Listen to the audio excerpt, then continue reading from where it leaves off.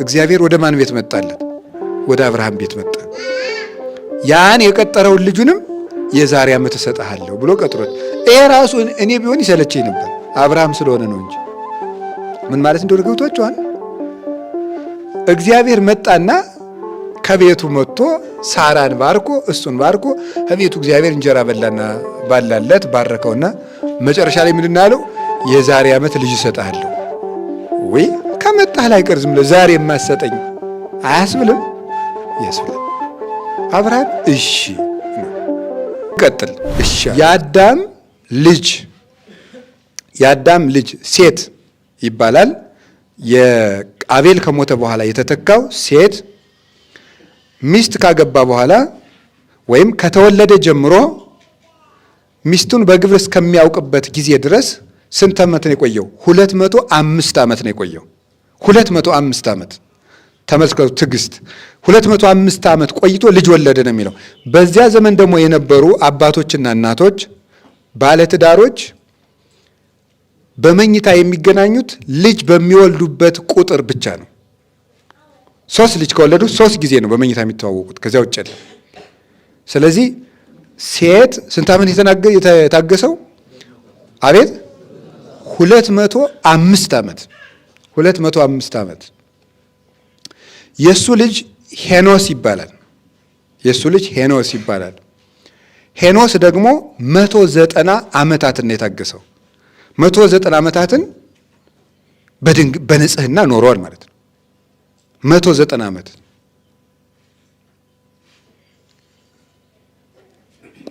የሄኖስ ልጅ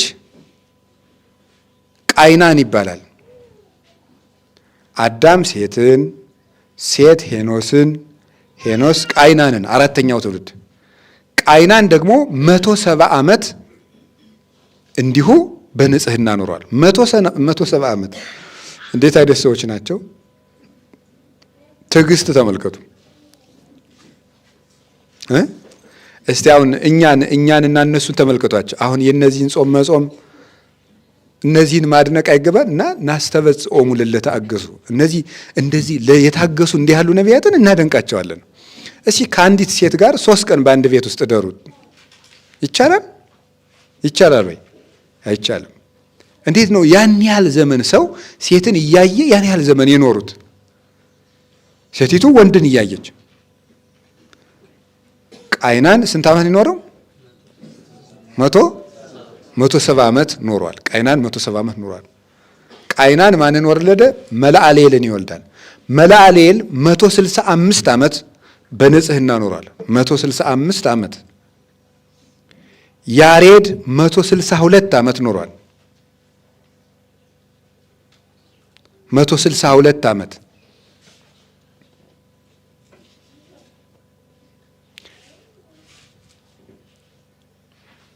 እንዲህ እያሉ ይቀጥላሉ። እንግዲህ እስከዚህ ከነገርኳችሁ ይበቃኛል። ሌሎችም 165 187 እያሉ ይቀጥላሉ እስከ ኖህ ድረስ ያሉት ማለት ነው።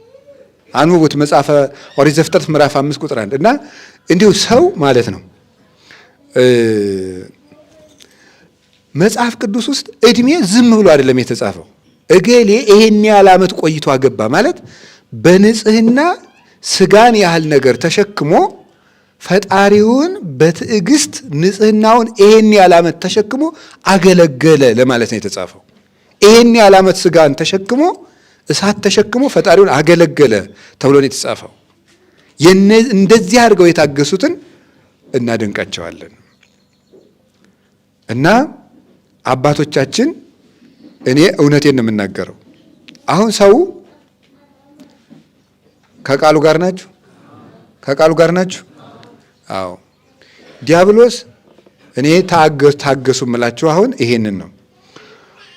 መንኩሱ ቢላችሁ እሺ አትበሉት ቶሎ። አግቡ ቢላችሁ እሺ አትበሉት። እኔ የምለው እሱን ነው።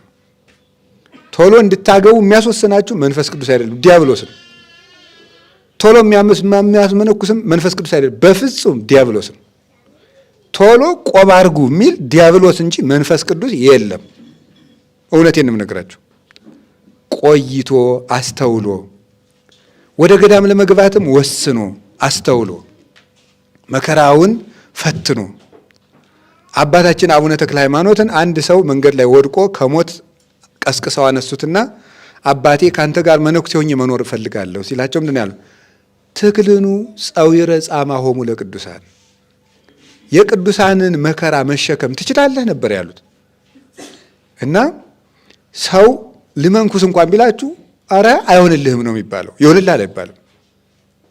ላግባም ሲል አይሆንልህም ነው ማለት። ቀስ በል ነው ማለት ያለባችሁ ማለት ነው። ሳያስብበት ሰው ገብቶ ነው ከዚያ በኋላ መከራውን የሚማቀቀው ዲያብሎስ ተራራውን ሜዳ ማሩን አምርሮ ወተቱን አጥቁሮ ማሳየት ለዲያብሎስ ልማዱ ነው ይላሉ አባቶቻችን። ማሩን አምርሮ ወተቱን አጥቁሮ ያሳያል። እሬቱን ያጣፍጠዋል፣ ማሩን እሬት ያደርገዋል። ስለዚህ ለምንፈልገው ነገር መቸኮል የለብንም። ሁሉም ነገር በጊዜው ይደርሳል። ችኩልነት ነው እንደዚህ የሚያጠፋን። አሁን እንትን ይሄ ዲያቆኑ ችኩል ነው፣ እንትኑ ችኩል ነው። ቶሎ ብሎ ቄስ መሆን ይፈልጋል። ቶሎ ብሎ እንደው በቃ እውነቴን ነው የምነግራችሁ ማለት ነው። ቸኩሎ አብርሮ ነድቶ ይጥለዋል ገደል ላይ ቸኩል። እንግዲህ አሁን ይሄንን ነገር እኔም ቢሆን እየተፈተንኩበት ሊሆን ይችላል የምነግራችሁ እኮ አይደለም። እንዲያውም እንደ እኮ በዚህ በመጽሐፈ መነኮሳት እኮ ይባላል አይደል? ላልተፈተነ መነኩሴ ጾርህን አትናገር ይባላል። ይባላል አይባልም? ቢነግሩት ምን ያደርጋል? ያቃልላል ነው። ስለዚህ አሁን እኔ የምነግራችሁ ሁሉን ነገር በትዕግስት ማድረግ። አባቶቻችን እኮ እንግዲህ ታውቃላችሁ አይደል? በገጠር ቅስና አምጥተው 2 ዓመት ይደብቃሉ። ታውቃላችሁ? እርግጠኛ ነኝ ሁላችን እናውቃለን። ቅስና አምጥተው ከጳጳሱ የቅስና ማዕረግ ተሰጥቷቸው ሳያሳልሙ መስቀላቸውን 2 ዓመት ይደብቁታል።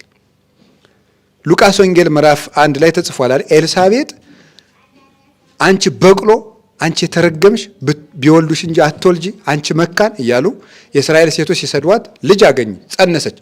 እያንዳንድሽ ስትሰድብኝ የነበርሽ ሁሉ ነይ ሆዴን ተመልከች ጸንሻለሁ ብላለች። ስንት ዓመት ጽንሱን ሰወረችው ነው የሚለው? 5 ወር ሰወረችው ይላል። ሰወረችው። ቸኩላ ይውኝ አላለችም። በጊዜው ይገለጥ የለ እና ለሰዎች እንዲታይልን ላበሸቁን ሰዎች ሁሉ እንዲታይ ያገኘነውን ነገር ለማሳየት መቸኮል የለብንም። እንዲታይልን ሁሉ በጊዜው ይታወቃል።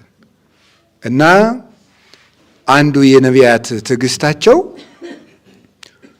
እንዲህ አድርገው ታግሰው መኖራቸው ነው። እና መድኃኔዓለም ትዕግስቱን ያድለን። እንዲህ ያለውን ነገር ለምንፈልገው ነገር አሁን እንደምታዩት ነው። ተማሪው ችኩል ነው፣ እንትኑ ችኩል ነው። ሁሉ ነገር በቃ ሁሉ ነገር በችኮላ ነው። የቄስ ተማሪውም ጭምር ማለት ነው። ሩጦ በቃ እንደው በቃ እኔ እንደው በቃ ሩጦ ያቋቋም መምህር ቢባል ደስታው፣ የመጽሐፍ መምህር ቢባል ደስታው፣ የቅኔ መምህር ቢባል ደስታው፣ የምን መምህር ቢባል ደስታው፣ ሲወጣ ግን ባዶ። ያስኳላው ተማሪ ችኩል ነው። በቃ እንደው ቶሎ ሰኔን እንደ ገመድ ጠቅልለን ወደ ጥቅምት ብናመጣው ደስታው ነው። ችኩልና ስልቹ ነው። መረጋጋት የሚባል ነገር ሁሉን ነገር ፈጥነን መጨበን እና ይሄ ዘመን በተለይ ይሄ የ21ኛው የቴክኖሎጂ ዘመን በእኛ ላይ ያመጣብን ያላወቅነው ትልቁ በሽታ ምንድን ነው? ችኩልነት ነው። በጣም ችኩሎች አድርጎና እና የተረጋጋ ህድአት የኦርቶዶክስ ምልክት ነው። ህድአት አይደል የሚባለው? ህዱ ማለት እጉስ፣ የተረጋጋ ጸጥ ያለ የማይጣደፍ የማይባክን ገለባ ያልሆነ ሰው እሱ የኦርቶዶክስነት ምልክት ነው። መረጋጋት ማለት ነው። ቸኩለን እንደው እሱን ነው ልላችሁ የፈለገው። የነቢያት ትዕግስታቸው ይሄ ነው። ያ ትዕግስት በጣም ቀላል አይደለም። እንደው እኛም እንደው ስጋችን የምንሸከምበትን ትዕግስት ይስጠን መድኃኔዓለም። ሁለተኛው የነቢያት ትዕግስታቸው ምንድን ነው? አንደኛው ይሄ አሁን ያልኳችሁ ነው። ለሚፈልጉት ነገር አለመቸኮል። ሁለተኛው ተስፋቸው ነው። ተስፋን አለመቁረጣቸው ነው። ይሄ ፍጹም ትዕግስት ይባላል። ምንድን ነው የሚለው ቅዱስ ጳውሎስ? መከራ ትዕግስትን፣ ትዕግስት ደግሞ ተስፋን ያመጣል ይላል። መከራ ምንድን ነው የሚያመጣው? ትዕግስትን። ሮሜ ምዕራፍ 8 ላይ መከራ ትዕግስትን፣ ትዕግስት ደግሞ ምንን ያመጣል? ተስፋን። ተስፋስ እያስተሐፍር፣ ተስፋ ደግሞ ምን አይልም አለ? አያሳፍርም አለ። ስለዚህ ትዕግስት የመከራ ልጅ ናት። ተስፋ ደግሞ የትዕግስት ልጅ ናት። የምትወለደው ከትዕግስት ነው ተስፋ። እና ነቢያትን የምናደንቃቸው ተስፋቸውን አለመቁረጣቸው ነው። ለዚያውም ተስፋውን የሚታገሉ ምኖች እያሉ ነው። ብዙ ተስፋ አስቆራጭ መከራዎች እየመጡ ከነዚህ ውስጥ 1 2 3 ልጥቀስላችሁ። የመጀመሪያው አባታችን ኖህ ነው የሚጠቀሰው። በዚህ ትዕግስት ውስጥ ኖህ በነቢያት ትዕግስት ውስጥ ከሚጠቀሱ አባቶች አንዱ አባታችን ኖህ ነው። እንግዲህ ኖህ እግዚአብሔር ይህንን ዓለም ለማጥፋት የጥፋት ውሃ አመጣለሁ ካለው በኋላ አንተ የምትድንበት ምን ስራ ነው ያለው? አቤት ስንት ዓመት ነው የሰራ መርከብ? እንዲህ ግን ይገርማል። እናንተ አሁን ትሰራላችሁ? እኔና እናንተ ብንሆን እስቲ አስቡት። እውነቴን እኮ የምነግራችሁ እግዚአብሔር የዛሬ 100 ዓመት የሆነ ጸጋ ስለምሰጥህ 100 ዓመት ጀልባ ሲራ ቢለን አሁን ጣና መጥቶ ማለት ትሰራላችሁ ወይ? ጀልባ 100 ዓመት እየሰራ ጀልባ ብቻ ሲሰለች ጀልባ ብቻ እየሰራ 100 ዓመት እንዴት ስልችት የሚል ነገር ነው። የትዕግስት ነው። ለምንድን ነው በቃ እኔ ጥሩ ሰው ነኝ፣ በቃ እነዚህን አጥፋና እኔን ዛሬ አንሳፈኝ ነው የምለው። እኔ እንዴ 100 ዓመት እኔ የምንጨነቅ ብዬ እኔ አንስት ቆርጥ ስቀጥል 100 ዓመት ጀልባ እኔ አልሰራም። እናንተ ትሰራላችሁ? አይታወቅም። ትሰራላችሁ። እኔ ቦን አልዋሽም። እንዴት እንዲህ የምሰራ እኔ ጀልባዬ 100 ዓመት እንዴት እሰራለሁ? ያችሁ የሚያምን ሰው እንደዚያ ነው። የዛሬ እግዚአብሔር መቼ እመጣለሁ ነው ያለው? 100 ዓመት። እስከ ዛሬ 100 ዓመት ምን እያልክ ጠብቀኝ? እየሰራህ ጠብቀኝ ነው። 100 ዓመት ሙሉ መርከብ እየሰራ ጠብቀኝ። ይህ አስደናቂ ትዕግስት ነው። እናንተ እግዚአብሔርን ተስፋ ባደረጋችሁበት ነገር ስንት ዓመት ትጠብቁታላችሁ? እግዚአብሔር ትቶኛል የምንለው አሁን ስንት ዓመት ታግሰን ነው? እስቲ እግዚአብሔር ያሳያችሁ። ስንት ዓመት ነው? አሁን እንደው እግዚአብሔር ልጄ ትዕግስት ይሄ ነው፣ ልጄ ትዕግስትሽ ይሄ ነው ቢለን አናፍርም? በጣም እኮ የሚያሳፍር እግዚአብሔር 100 ዓመት የጠበቀ ኖህ ፍጹም የትዕግስት አባት ነው። እግዚአብሔር በ100 ዓመት ለዚያውም ለሱ ግን ሲነግረው ስንት ዓመት ነው ያለው? 120 ነው ያለው። እሺ ነው ያለው። የዛሬ 120 ዓመት ስለምመጣ መርከብ ስራ። ቃሉን ደግሞ ዝም ብላችሁ ስታዩት ግርም ምንም ያደርገው መርከቡን ከመቼ ጀምረ ስራ አይልም። 3 ወር ሲቀረው ጀምር አይልም። ዛሬ ጀምር አይልም። ነገ ጀምር አይልም። እንጨቱን ነገ ሊያመጡልሃል አይልም። ዝም ብሎ የዛሬ 120 ዓመት እመጣሉ ጀልባ ስራ ብቻ። እንደዚህ ስለው በፍጹም እምነት እግዚአብሔርን ታግሶ ጠበቀው። በ100 ዓመት መጥቶ እግዚአብሔር 20ውን ቀንሶ ኖህን ከነቤተሰቦቹ አንሳፎ አወጣው። ይህ ሰው ልጆችን ወልዶ የሱ 3 ልጆች ናቸው። እንግዲህ ዓለም ሁሉ ዛሬ እየተበላላህ ነው እንጂ ምናምን እትስ ብትሉት ዞሮ የማን ልጅ ነው? የኖህ ልጅ ነው። እንዲሁ እኮ ሰው እኮ ግርም ምን የሚያደርገው እኔ ጀግናው ምን እትስ ጀግናው እንትን ቢል ዞሮ የኖህ ልጅ ነው። ሌላ ነገር የለውም። ኖህ ሴምን፣ ያፌትን፣ ካምን ወልዷል። እነዚህ ኤዥያውያን የሴም ልጆች ናቸው። አውሮፓውያን ደግሞ የያፌት ልጆች ናቸው። አፍሪካውያን ደግሞ የካም ልጆች ናቸው። ስለዚህ በሌላ ጊዜ የተቀላቅለው ሊሆን ይችላል። ሁሉም የአንድ ሰው ልጅ ነው። ይሄ ሰው ዓለምን የሞላ ዘር በረከት እግዚአብሔር የባረከው 100 ዓመት እግዚአብሔርን ስለጠበቀው ነው። 100 ዓመት በመጠበቁ እግዚአብሔርን ታግሶ በመቆየቱ አንደኛ ዘሩ በዓለም የተባረከ ሆኖ ሞላለት፣ ሁለተኛ ከመከራ ተረፈ። እኛንም ደግሞ በረከት እንድናገኝ ከመከራ እንድንድን የኖህን ትዕግስት ያድለን። የምንጾመው ጾመ ነቢያትን የምንጾመው ይሄን ትዕግስታቸውን እንድናገኝ ነው። ሁለተኛው በትዕግስት የሚጠቀሰው ማን ነው? አባታችን አብርሃም ነው። ጥቂት ሰዎችን የምንጠቅስላችሁ ተስፋ ሲቀር የታገሱ አባቶች ማለት ወይም ተስፋ ሲራዘም እግዚአብሔር ረጅም ዘመን ሲያስጠብቀን ማለት ነው። ትዕግስት ማለት እሱ ነው። በጠየቅነው ጥያቄ ረጅም ዘመን ደጅ ሲያጸናን ይሄ ትዕግስት ይባላል። መዝሙር 26 ቁጥር 14 ላይ ቅዱስ ዳዊት ምንድን ነው ያለው? አገሶ ለእግዚአብሔር ወዕቀብ ፍኖቶ፣ እግዚአብሔርን ፈጽሞ ታገሰው፣ መንገዱንም ጠብቅ።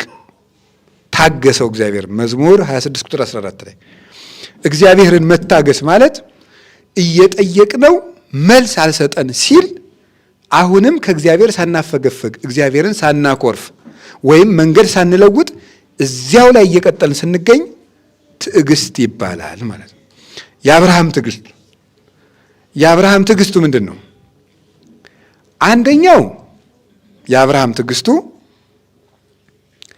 እግዚአብሔር ቃል የገባለትን ነገር በጊዜው አልሰጠውም። ሁለተኛው ደግሞ እግዚአብሔር ቃል ከገባለት ነገር ተቃራኒ ጥያቄ ጠይቆታል። የመጀመሪያው ኦሪት ዘፍጥረት ምዕራፍ 12 ላይ እኔን ተከትለህ ውጣ ብሎ ምንድን ነው ያለው? ማርና ወተት የምታፈስ ምድር ምን እልሃለሁ አለው? እሰጥሃለሁ አለው።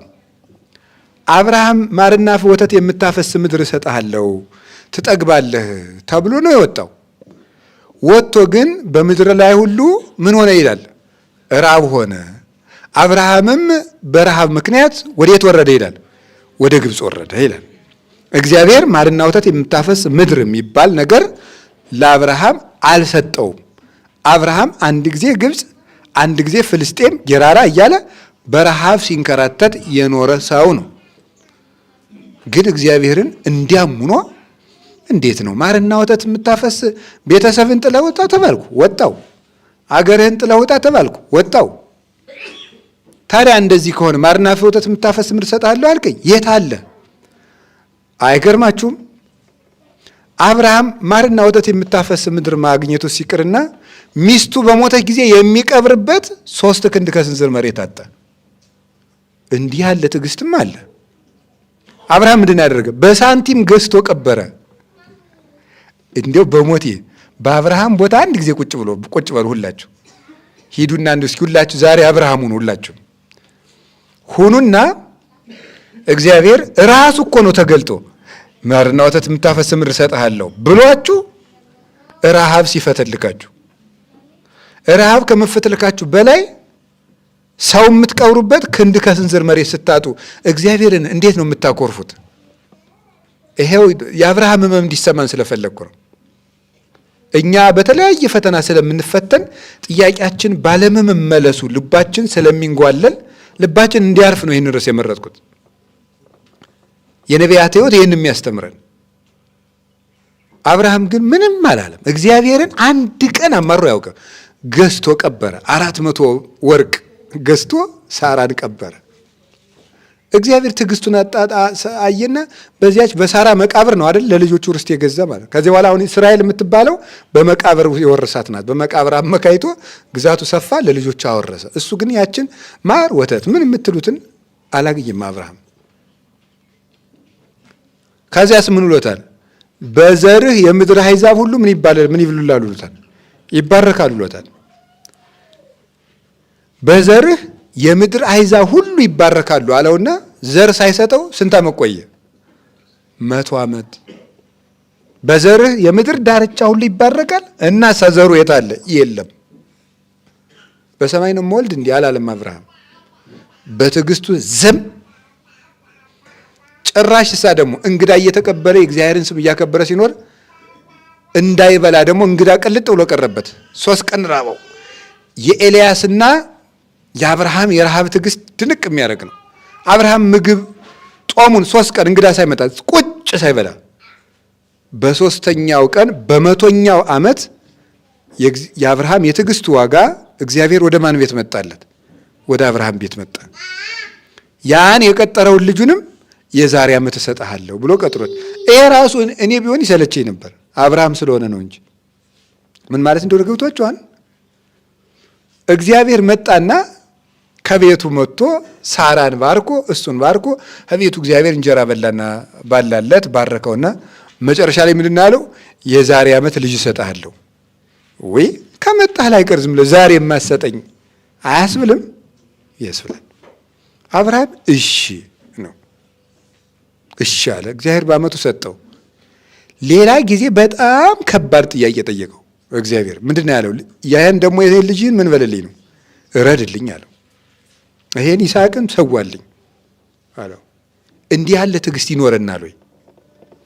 እግዚአብሔር እኔን ብትከተሉ በጣም የሚወደድ ነገር እሰጣችኋለሁ ብሎን ተከትለን 100 ዓመት አልፍቶ ያንን የለፋንበትን ነገር ሰጥቶ ሲያበቃ እንደገና ያንን ደግሞ ብድግ አድርጎ መውሰድ፣ ይሄ ምን ይባላል? አሁን ሁለት ባልና ሚስት ደጅ ጸንተው ተስለው 20 ዓመት ደጅ ጸንተው 20 ዓመቱ አንድ ልጅ ቢሰጣቸውና ያንን ልጅ የክርስትና ዕለት ብድግ አድርጎ እግዚአብሔር ቢወስደውስ አያናድድም? አያናድድም። እምነት ላለው ሰው፣ ትዕግስት ላለው ሰው አያናድድም። እግዚአብሔርን መታገስ ማለት ይሄ ነው። ከዚያ በኋላስ እረድልኝ አብርሃም እሺ። ይሄ ፍጹም ተቃርኖ ነው። በይስሐቅ ዓለም ይባረካል፣ እንደገና ይስሐቅን እረድልኝ። እንዴ ዓለም በይስሐቅ ከሆነ የሚበዛው ወይም የሚባረከው ይስሐቅ ከታረደ በምን ይበዛል? አብርሃም የእግዚአብሔርን ሐሳብ እውቀቱ ያልሞገተበት ሰው ነው። እውቀታችን ጣልቃ ይገባና እምነታችን ይሞግትብናል። ይሄ እንደዚህ ከሆነ እንደዚህ ሊሆን አይችልም ብሎ ትንሽ የምናውቃት ነገር ትመጣና እምነታችን ትሞግታለች። አብርሃም ሰው ከሞተ እንደማይራባ ያውቃል። ግን ልጅ እረድልኝ አለው። እምነቱን ግን እውቀቱ አልሞገተበትም። እሺ አንተ ባወቅህ ታደርገው የለ ብሎ ልጁን ሊያርድ ጭኖ ይዞ ሄደ። ልጁን ሊያርድ ሲል እግዚአብሔር ተው ልጅህን አትረድ ብሎ የትዕግስቱን ዋጋ ይስሐቅን ሰጠው። በይስሐቅ ፈንታ በግ አወረደለት። ይስሐቅ ዳነ። ከይስሐቅ ማን ተወለደ? ክርስቶስ ተወለደ። አባ ጊዮርጊስ እንደሚለው አብርሃም የሚወደውን ልጁን ለእግዚአብሔር ቢያቀርብ እግዚአብሔር ደግሞ የሚወደውን ልጁን ለማን ሰጠው? ለአብርሃም ሰጠው። ይህን እግዚአብሔር አደረገ። ይህ የትዕግስት ዋጋ ነው። የአብርሃም አምላክ ለእኛም ትዕግስቱን ያድለን።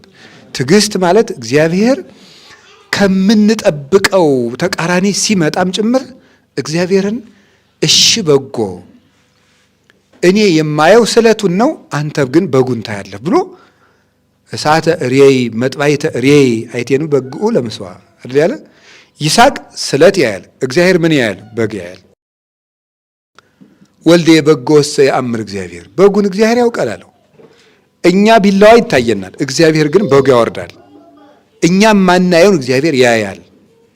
እግዚአብሔር ፈጣሪያችን የሚሆነው እኮ ፈጣሪነቱ ለእኛ የማይታየንን እሱ ስለሚያይልን ነው።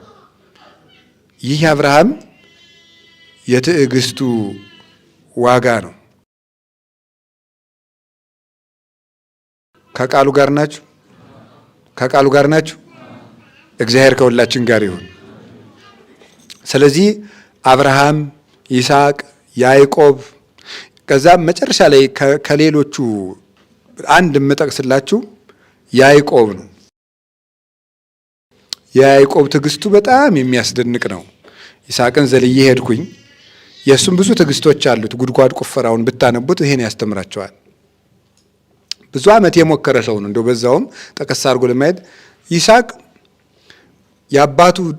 የአባቱን የውሃ ጉድጓድ ፍልስጤማውያን እየቀበሩበት እየደፈኑበት ሲቆፍር መጥተው ሲደፍኑበት፣ ሲቆፍር መጥተው ሲደፍኑበት፣ ሲቆፍር መጥተው ሲደፍኑበት፣ ይሄ ብዙ ነገር እየሞከረ ማይሳካለት ሰው እግዚአብሔር ግን መጨረሻ ላይ ትዕግስቱንና ጽናቱን አይቶ ሰፊ ሜዳ የሚሰጠው ነው።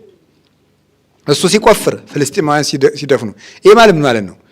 እኛ የሆነ ነገር ስንጀምር አጋንንት መጥተው ሲያበላሹ፣ እኛ የሆነ ነገር ስንጀምር አጋንንት መጥተው ሲያበላሹ፣ እኛ የሆነ ነገር ሲከሽፍብን እንኖራለን። መጨረሻ ላይ ግን የመጨረሻውን ጉድጓድ ማን ያላት? ይስሐቅ ሮሆቦት አይደል? ትርጉሟ ምንድን ነው? እግዚአብሔር አሰፋልኝ ማለት ነው። እንደዚያ ሲጨናነቅ ኖሮ እግዚአብሔር አሰፋለት። ይሄ መጨረሻ ላይ የይስሐቅም የትዕግስቱ ዋጋ ነው። ነቢያት በአጠቃላይ ሁሉ የትዕግስት መምህራን ናቸው። ያዕቆብን ትዕግስቱን ተመልከቱት። አባቱ ይስሐቅ ሲመርቀው ምን ብሎ ነበር የመረቀው?